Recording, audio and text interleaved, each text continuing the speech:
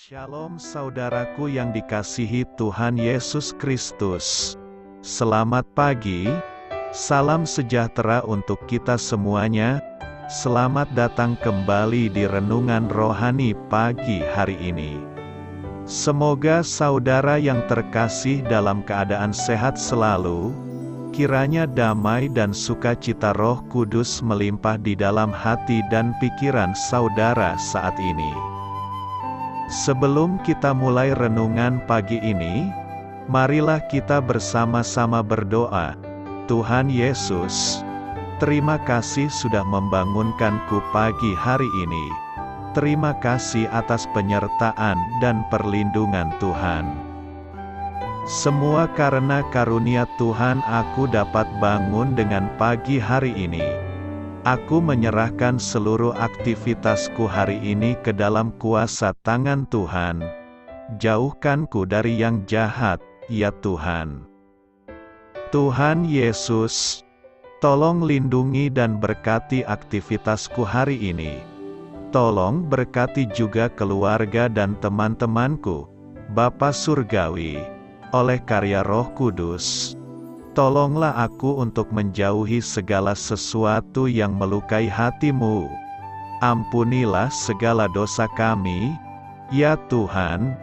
Dalam nama Tuhan Yesus, aku sudah berdoa. Amin.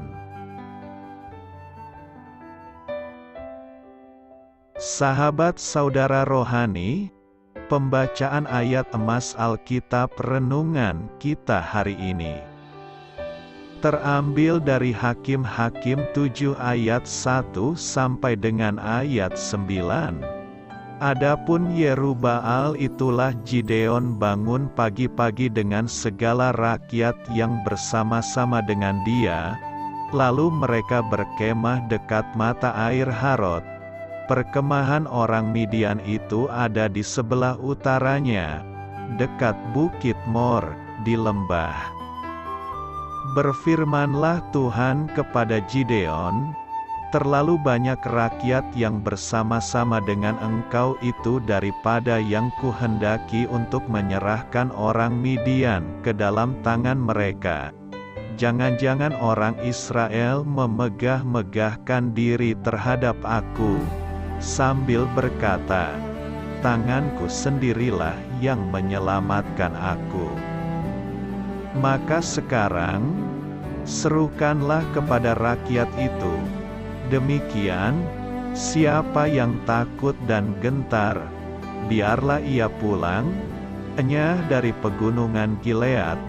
Lalu pulanglah 22.000 orang dari rakyat itu dan tinggallah 10.000 orang. Tetapi Tuhan berfirman kepada Gideon, masih terlalu banyak rakyat, suruhlah mereka turun minum air, maka aku akan menyaring mereka bagimu di sana.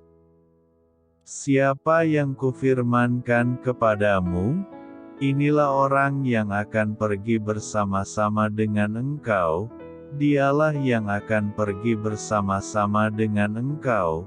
Tetapi barang siapa yang kufirmankan kepadamu, inilah orang yang tidak akan pergi bersama-sama dengan engkau, dialah yang tidak akan pergi. Lalu Gideon menyuruh rakyat itu turun minum air, dan berfirmanlah Tuhan kepadanya, barang siapa yang menghirup air dengan lidahnya seperti anjing menjilat, haruslah kau kumpulkan tersendiri. Demikian juga semua orang yang berlutut untuk minum. Jumlah orang yang menghirup dengan membawa tangannya ke mulutnya ada 300 orang. Tetapi yang lain dari rakyat itu semuanya berlutut minum air. Lalu berfirmanlah Tuhan kepada Gideon, dengan ke-300 orang yang menghirup itu akan kuselamatkan kamu. Aku akan menyerahkan orang Midian ke dalam tanganmu. Tetapi yang lain dari rakyat itu semuanya boleh pergi, masing-masing ke tempat kediamannya. Dari rakyat itu mereka mengambil bekal dan sangkakala. Demikianlah seluruh orang Israel disuruhnya pergi, masing-masing ke kemahnya, tetapi ke-300 orang itu ditahannya. Adapun perkemahan orang Midian ada di bawahnya, di lembah. Pada malam itu berfirmanlah Tuhan kepadanya, "Bangunlah, turunlah menyerbu perkemahan itu, sebab telah kuserahkan itu ke dalam tanganmu." Hakim-Hakim 7 ayat 1 sampai dengan ayat 9. Inti dari ayat emas renungan kita adalah: Berfirmanlah Tuhan kepada Gideon, "Terlalu banyak rakyat yang bersama-sama dengan engkau." Mari kita mulai renungan pagi kita. Topik renungan kita hari ini adalah Kekuatan di dalam kelemahan, ditulis oleh Jennifer Benson Scott. Mari kita mulai kisah inspiratif. Ketika putra saya hampir berusia 3 tahun, saya harus menjalani operasi dengan masa pemulihan kurang lebih 1 bulan. Sebelum menjalani tindakan, saya membayangkan diri saya terbaring di tempat tidur sementara tumpukan piring kotor memenuhi bak cuci. Saya tidak yakin bisa merawat seorang balita yang sedang aktif-aktifnya atau berdiri di depan kompor untuk memasak bagi keluarga. Saya khawatir kelemahan tubuh saya akan mempengaruhi ritme kehidupan kami semua. Allah sengaja melemahkan pasukan Gideon sebelum mereka pergi memerangi orang Midian. Pertama, mereka yang takut dan gentar diizinkan pergi. Alhasil, 22.000 orang pulang. Kemudian, dari 10.000 yang tersisa, hanya mereka yang menghirup air dengan tangan untuk diminum yang boleh tinggal 300 orang yang tersisa. Tetapi, keadaan yang tidak menguntungkan itu menjauhkan orang Israel dari sikap mengandalkan diri mereka sendiri. Mereka tidak bisa berkata, "Tanganku sendirilah yang menyelamatkan aku."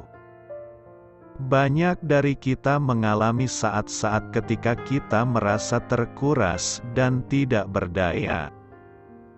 Ketika hal itu menimpa saya pun menyadari betapa saya membutuhkan Allah. Dia menguatkan saya secara rohani melalui Roh-Nya dan secara jasmani melalui bantuan teman dan keluarga. Saya harus melepaskan kemandirian saya untuk sementara waktu, tetapi hal itu mengajar saya untuk lebih bersandar penuh kepada Allah. Karena, dalam kelemahanlah kuasa-Nya menjadi sempurna, kita dapat memiliki pengharapan ketika kita tidak sanggup memenuhi kebutuhan kita sendiri. Amin. Marilah kita renungkan di dalam hati kita. Bagaimana Anda pernah mengalami kuasa Allah menjadi sempurna dalam kelemahan Anda? Bagaimana Anda dapat menolong orang lain yang sedang mengalami kelemahan? Hal ini patut kamu ketahui. Sejumlah pakar berpendapat bahwa alasan Allah memilih 300 tentara yang menghirup air dari tangan untuk mengalahkan orang Midian, Hakim-Hakim 7, adalah karena merekalah orang-orang yang waspada memperhatikan sekitarnya. Orang-orang yang berlutut untuk minum tentu menaruh muka mereka langsung ke permukaan air, sehingga tidak dapat melihat sekitar mereka. Meski demikian, Allah saja yang memberi mereka kemenangan. Yang penting bukanlah cara mereka minum, melainkan jumlah mereka.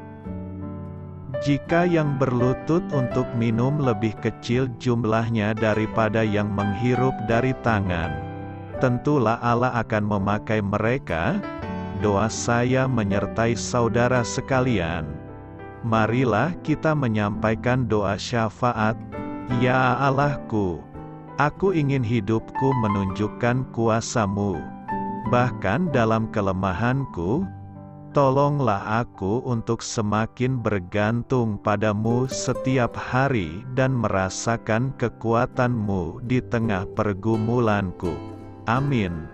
Sampaikan permintaan saudara kepada Tuhan.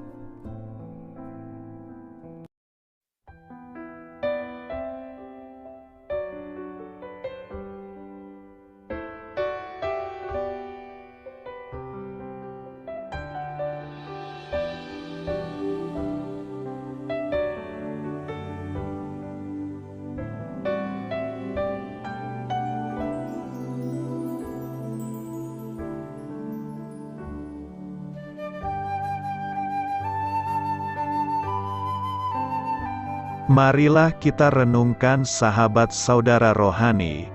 Demikianlah renungan firman Tuhan pagi hari ini. Semoga menjadi berkat dalam hidup kita. Dan sebelum kita memulai segala aktivitas kita pagi hari ini, marilah kita berdoa.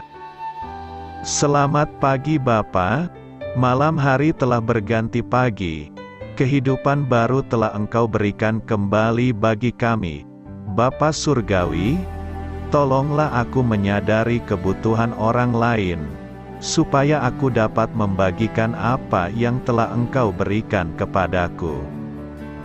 Pada saat aku membutuhkan, berilah aku keyakinan bahwa Engkau akan mencukupkanku, melalui orang-orang yang mengasihi-Mu, bukan karena kami pantas atau layak, namun karena kasih karunia-Mu kami boleh ada, sebagaimana kami ada di pagi hari ini.